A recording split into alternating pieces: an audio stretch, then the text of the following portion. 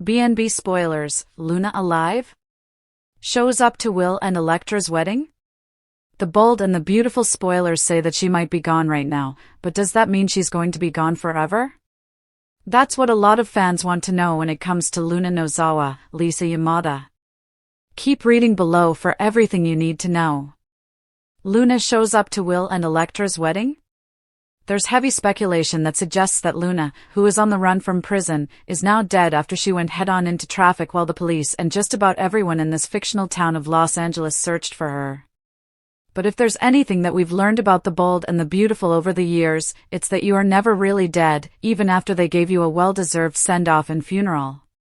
After all, Luna's grandmother Sheila Carter, Kimberlyn Brown, has died how many times on the show now? That's why there's heavy speculation that suggests Luna is going to come back sooner rather than later. In fact, the bold and the beautiful spoilers even predict that Luna might come back in time for Will Spencer and Electra Forrester's wedding. And what would make it even more wild is if Luna did so with Will's child in her hands. Is Luna still alive? Sure, Luna might have said that she had miscarried their baby, but is there anything that viewers can trust from her at this point? Probably not. No one even knows if she is truly dead. Luna turned out to be one of the most exciting villains that the soap has had for a very long time, so for her to be completely dead would leave a lot of holes in some of the current storylines, right? Watch this space for more. Needless to say, BNB fans will have to tune in each and every day to find out what will happen next. The Bold and the Beautiful airs weekdays on the CBS network. Check your local listings for times. In the meantime, let us know what you think by leaving us a line with your thoughts in our comments section below. The world of high fashion and even higher drama in Los Angeles is reeling from news that is both a tragic conclusion to a terrifying saga and, paradoxically, the most uncertain plot point of the year. The official declaration of Luna Nozawa's death has ostensibly brought peace to the tormented Spencer family and cleared the path for the long-awaited union of Will Spencer and Electra Forrester. Yet, in the tradition of the Bold and the Beautiful's most unforgettable villains, the lack of definitive, on-screen evidence, no body, no funeral, only the word of Deputy Chief Baker, has ignited fan speculation that Luna is not only alive, but preparing for the most shocking wedding crash in the show's history. This is the very sad news that has fans in an uproar, not because they mourn the villain, but because they know that in a world where Sheila Carter has survived multiple deaths, the demise of a character as volatile as Luna is an ending too tidy to be true. The air is thick with anticipation. Will the wedding of Will and Electra be a joyful celebration or a stage for Luna's dramatic resurrection? At the tragic end, Luna's calculated escape and fateful collision. The latest chain of events culminating in this devastating news began with Luna's desperate escape from prison. After a tumultuous year that saw her transform from a side character to a ruthless villain, imprisoned for a variety of crimes, including a heinous act against Will Spencer and the subsequent announcement of a pregnancy, which was later revealed to have ended in miscarriage, Luna was a woman with nothing to lose. Her sole focus was Will. The motive, Luna's delusional belief that she and Will were destined to be together, drove her to break free. Her final confrontation with Will at the beach house, where she pleaded for a life he utterly rejected, was the breaking point. The chase, as police and a desperate search party, including several members of the Spencer and Forrester clans, closed in, Luna fled into the darkness of the Malibu dunes. She was running from a life of imprisonment and toward a fantasy she refused to relinquish. The sad news came swiftly, delivered by Deputy Chief Baker. Luna was struck by a speeding vehicle while crossing the highway. The collision was described as fatal. The announcement, which conveniently tied up a messy and violent plotline, brought a wave of relief to the Spencer patriarch, Bill, and his fiancée, Katie Logan, as their son, Will, and his beloved, Electra, were finally free to move on. The immediate relief, however, has been quickly overshadowed by a gnawing suspicion that only a soap opera can create. 2. The holes in the narrative, why fans do not believe Luna is dead. Veteran soap viewers know that the line between life and death is often just a cleverly written twist. For Luna, a character who already survived a near-fatal shooting by Liam Spencer, this latest demise feels suspiciously incomplete. The collective fan theory that Luna is alive stems from a lack of standard soap opera protocol. 1. The missing body and funeral rites. When a major character dies on The Bold and the Beautiful, there is usually a tangible, emotional closure, a body identification, a morgue scene, or at least a brief, dramatic funeral. In Luna's case, all the Spencers received was a verbal confirmation from Deputy Chief Baker. As one fan on a popular social media thread noted, "We all know she's not dead and will be back in 3 years with her 19-year-old Spencer kid." This sentiment highlights the massive loophole left by the show's writers. 2. Sheila's uncharacteristic silence. Perhaps the single biggest red flag is the behavior of Luna's own grandmother, Sheila Carter. Sheila, who has a notorious history of faking her own death, not once, but twice, has not shown the expected fury or desperate maternal need to know her granddaughter's final resting place. Sheila's quiet, almost dismissive acceptance is highly unusual, leading many to believe that she is either in on the ruse or is being deliberately kept in the dark to protect Luna's hidden existence. 3. The unidentified driver and the stolen clothes. Further fueling the speculation is the introduction of a new, yet to be fully developed plot point, a woman Luna encountered and whose clothes she stole after breaking out of prison. Fans are proposing a spectacular bait-and-switch. What if the woman Luna robbed was the one hit by the car, and Luna, using the confusion and her stolen clothing, simply vanished? It's a classic soap trope. The mysterious accident victim is not the person we think it is. 3. The wedding day countdown, Will and Electra's fateful union. The tragic news of Luna's death has done one thing for Will Spencer and Electra Forrester: it has liberated them. Will, the son of Bill Spencer and Katie Logan, and Electra, the spirited grandniece of Eric Forrester, represent a new generation of Forrester-Spencer love, a much-needed break from the toxicity and chaos that Luna created. Their wedding, which is now fast approaching, is being set up as the ultimate moment of triumph for the young lovers. They have endured Luna's assault. Will was the victim of Luna's vile plan to conceive his child to secure her freedom. The pregnancy drama, the constant legal and emotional turmoil surrounding the paternity test and eventual miscarriage. The stalking and escape, Luna's final, terrifying push to break up their relationship. The wedding is not just a marriage, it is a victory lap for Will and Electra, and the perfect opportunity for a vengeful Luna to re-enter the scene. Of disruption. Will and Electra's blissful planning is happening under the assumption that their tormentor is permanently gone. But the fan theories are concrete. The mid-vow appearance, imagine the scene. Will and Electra exchange vows in a beautiful setting, perhaps the Forrester mansion or the beach house. Just as the officiant declares them husband and wife, a cloaked figure, perhaps with a slight smirk, appears in the doorway. It would be a moment to rival any soap opera cliffhanger. The delayed revelation, instead of crashing the ceremony, a more dramatic twist would be Luna lurking in the shadows, waiting for the reception. She could reveal herself with an even bigger secret than a mere resurrection, perhaps a hidden accomplice, or even that the miscarriage was a lie, a theory that refuses to die in the fan community. 4. The bigger picture, a necessary villain. The immense pushback from fans over Luna's anticlimactic demise stems from a deeper need in the soap opera ecosystem, the need for a compelling, unrepentant villain. Luna, brilliantly portrayed, quickly stepped into a void, bringing chaos and high stakes back to the show. Killing her off-screen, with no definitive proof, feels like a wasted opportunity to the viewers. Luna's potential return, especially at Will and Electra's wedding, would not only provide the dramatic closure fans crave but would also solidify her status as a legendary BNB villain. The stakes are too high for her story to end with a generic car accident. Conclusion: the calm before the storm. The sad news of Luna's death has successfully brought a temporary calm, allowing Will and Electra to plan their future.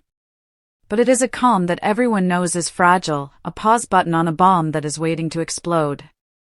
As the wedding day approaches, every minute on screen that doesn't show Luna's burial, a gravesite, or a formal mourning period is a screaming confirmation of the biggest fan theory of the year.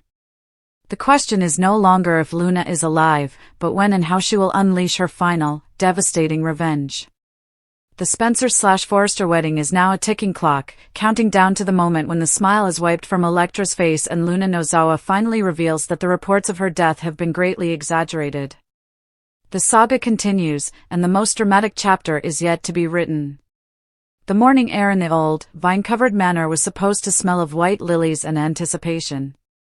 It smelled, instead, of burning newsprint and fear.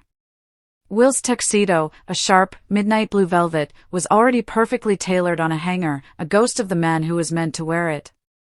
He wasn't looking at it. He was seated stiffly in a leather armchair, the pale morning light catching the sweat on his brow, holding a phone to his ear that had gone frustratingly, definitively silent. His best man, Reese, stood over him, an expression of deepening dread carving lines into his usually jovial face. Reese was holding the source of the dread, a tablet displaying a feed that had just gone viral, a devastating piece of news that ripped through the quiet joy of the wedding day like a wrecking ball. "Will, you need to look at this, mate. It's everywhere." "The Wire picked it up an hour ago," Reese said, his voice a low, painful rasp. Will didn't have to look.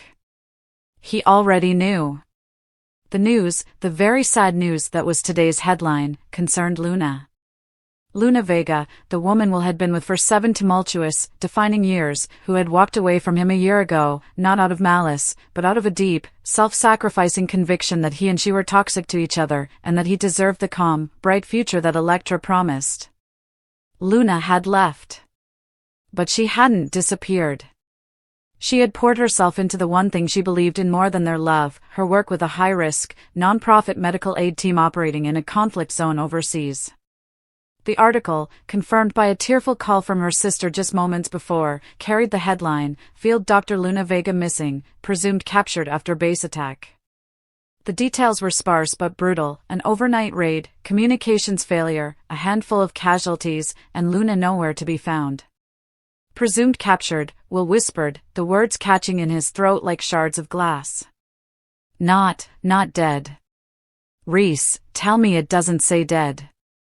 "It doesn't." "But Will, you know that region." "Missing is," Reese trailed off, unable to voice the horrible implications. In that part of the world, missing was often a prolonged, agonizing prelude to worse news.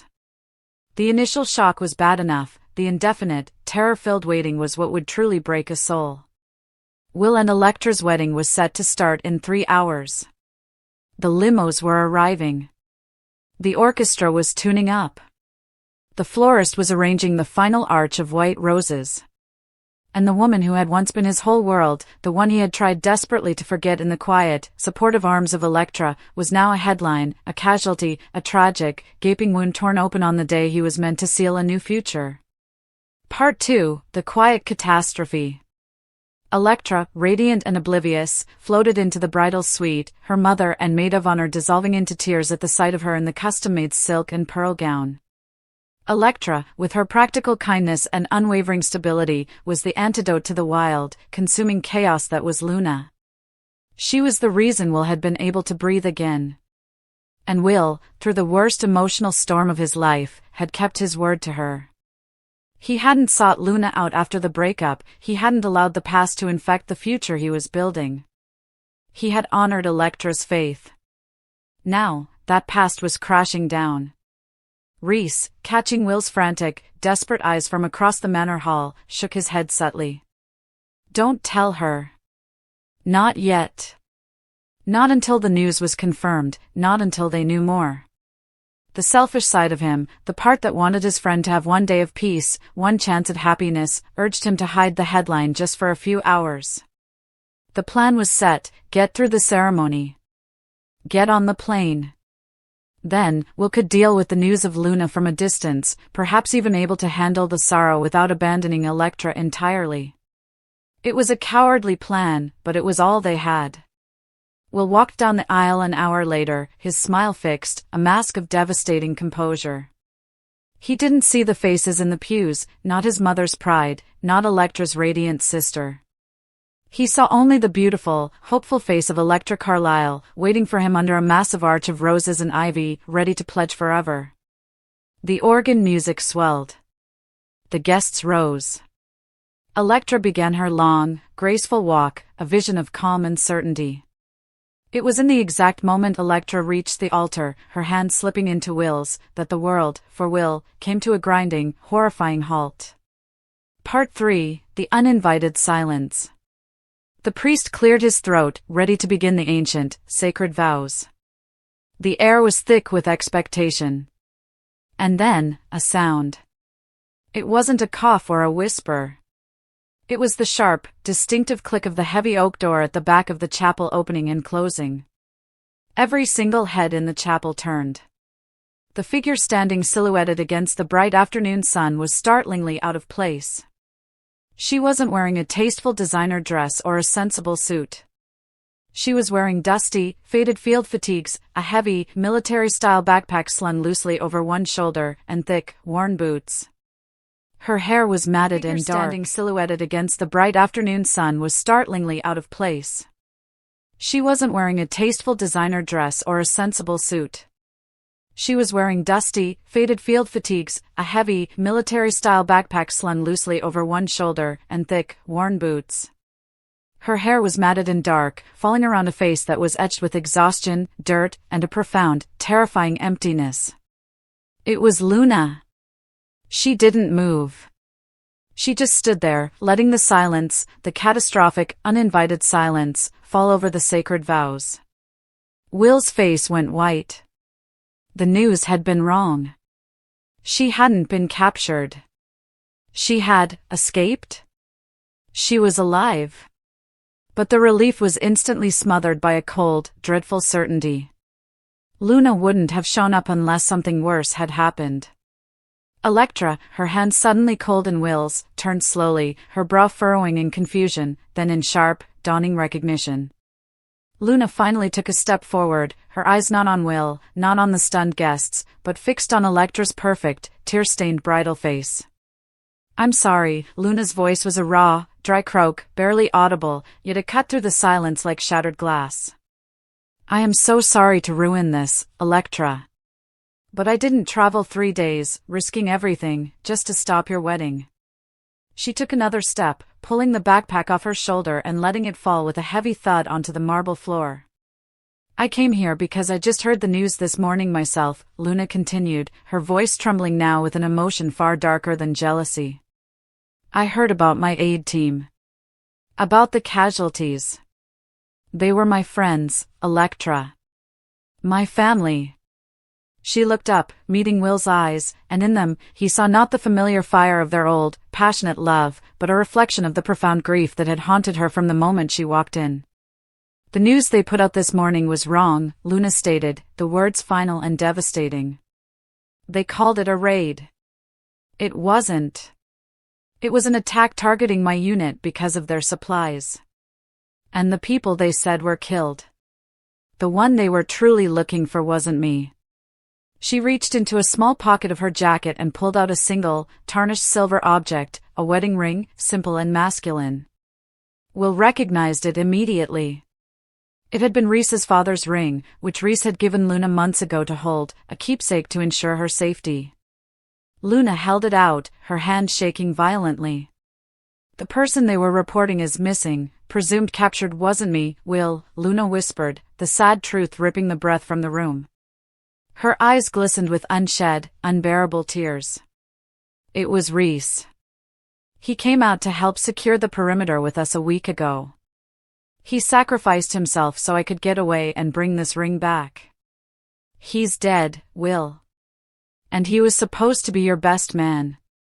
The silence that followed was absolute, a perfect void where the music and vows were meant to be.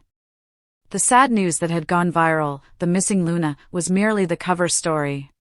The true catastrophe, the one she had carried miles and risked to deliver, was that the man standing beside the groom just hours ago, his best friend, was now permanently gone. The news hit the opulent world of Los Angeles' fashion elite like a rogue wave, sweeping away any semblance of calm that remained after months of turmoil. The name was whispered in boardrooms, cried out in private moments of shock, and debated relentlessly on social media. Luna Nozawa is dead. But in a city where secrets are currency and the line between life and death is often just a dramatic plot twist away, a more potent question quickly began to rise from the ashes of grief and speculation: is Luna still alive? This is not just a story of a character's end, it is a profound study of fan engagement, the enduring nature of drama, and the psychological contract between a narrative and its audience. Today's news, centered around the fallout of her supposed demise, is less about a final curtain call and more about the deafening silence that follows a stunning tragedy, a silence that is breeding doubt, conspiracy, and, for some, a desperate sliver of hope. The tragic turn, from villainous to victim. Luna Nozawa, portrayed with fiery intensity by the daytime Emmy-winning actress Lisa Yamada, was the perfect cocktail of innocence corrupted. She arrived in LA as the mysterious daughter of Poppy Nozawa and the granddaughter of the infamous Sheila Carter. Initially charming, her descent into criminal obsession and reckless behavior had recently peaked.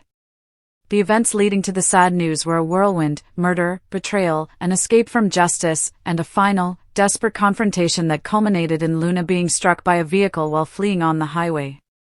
The official, horrifying pronouncement came from Chief Baker. Luna Nozawa was dead at the scene, the victim of a high-impact collision. The sadness among the characters is layered. For her grandmother, the indomitable and emotionally complex Sheila Carter, it is a loss of blood and a profound personal tragedy. For Will Spencer, the young man whose life she terrorized, the news brings a confusing mix of relief and lingering trauma. For her mother, Poppy Nozawa, the reaction was arguably the most unsettling of all, an inexplicable, cold-hearted relief that has only fueled the fans' deepest suspicions. The public declaration of death should be the end of the chapter, a period at the end of a long, dark sentence. But this is the world of high drama, where death is often just a temporary inconvenience. And this time, the writers left too many threads dangling, too many questions unanswered, for the audience to accept the official narrative. The anatomy of suspicion: why fans refuse to believe. The high engagement nature of this news stems entirely from the inherent lack of finality in the official report. Fans are dissecting every detail of the on-screen events, applying the long-established rules of the fictional universe. 1. The absence of a body on screen. In the soap opera genre, the most fundamental rule of death is this: if you didn't see the body, they aren't dead. And even then, sometimes the body is a clone, a twin, or simply an illusion. In Luna's case, the audience witnessed the chaotic scene of her being hit, but the subsequent declaration of death was entirely off-screen, delivered by Chief Baker, a character with a history of being misled or manipulated. This lack of visual confirmation is the primary reason why the fan community is alight with debate. It's the smoking gun of a fake-out, the narrative signal that the story is far from over. 2. Dr. Lee Finnegan, the master of the morgue. The most powerful clue, the one that has given rise to the most compelling fan theories, is the involvement of Luna's aunt, Dr. Lee Finnegan. Lee is a world-class surgeon who has proven she will stop at nothing to protect her loved ones, even if it means committing elaborate medical fraud. Fans immediately recalled the infamous saga of Dr. John Finnegan, who was shot and declared dead only for Lee to secretly save him, keep him hooked up to machines in a hidden location, and nurse him back to health, all while the world mourned his passing. It is now widely speculated that Lee, seeing her niece on the brink of death after the hit-and-run, saw an opportunity. With the police waiting to arrest Luna, Lee could have easily faked the death, declaring her dead to Chief Baker to halt the investigation, using a Jane Doe with similar injuries, perhaps the mysterious stranger who appeared earlier in the storyline, to satisfy any necessary legal confirmation. Hid her away, whisking the still-living Luna to a secluded location, perhaps a new, more secure version of the hiding spot used for Finn, to recover without the threat of prison. This theory gains immense weight from Lee's suspicious and highly evasive behavior in the immediate aftermath, including her swift, unapologetic refusal to allow Sheila or Poppy to view Luna's body or be involved in a funeral. Her explanation that the funeral was taken care of rings hollow and instantly suggests a cover-up. The idea is that Lee is acting out of a desire to give Luna a second chance, a life free from her manipulative mother, Poppy, and her own self-destructive tendencies. 3. The actress's cryptic clues. Further complicating the narrative is the beloved actress, Lisa Yamada, herself. Her social media posts following the character's death have been less than definitive. While she initially posted a dramatic R.I.P. Luna message, other messages, particularly one celebrating her Emmy nomination and expressing gratitude for walk into Television City every day, have been interpreted as hints that she is still on contract and filming. In the world of serialized drama, a contract status is often the truest indicator of a character's fate.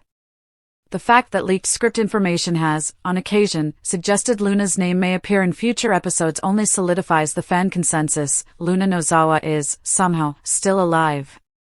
The emotional vortex: why her survival matters. The intensity of the "Is Luna alive?" debate is not just about a game of plot mechanics, it's rooted in the profound emotional investment the audience has made in the character. Luna was a polarizing figure, a true anti-heroine. Her villainy was not cartoonish, it was often rooted in emotional instability and a desperate craving for love and family that was constantly denied or twisted by those around her.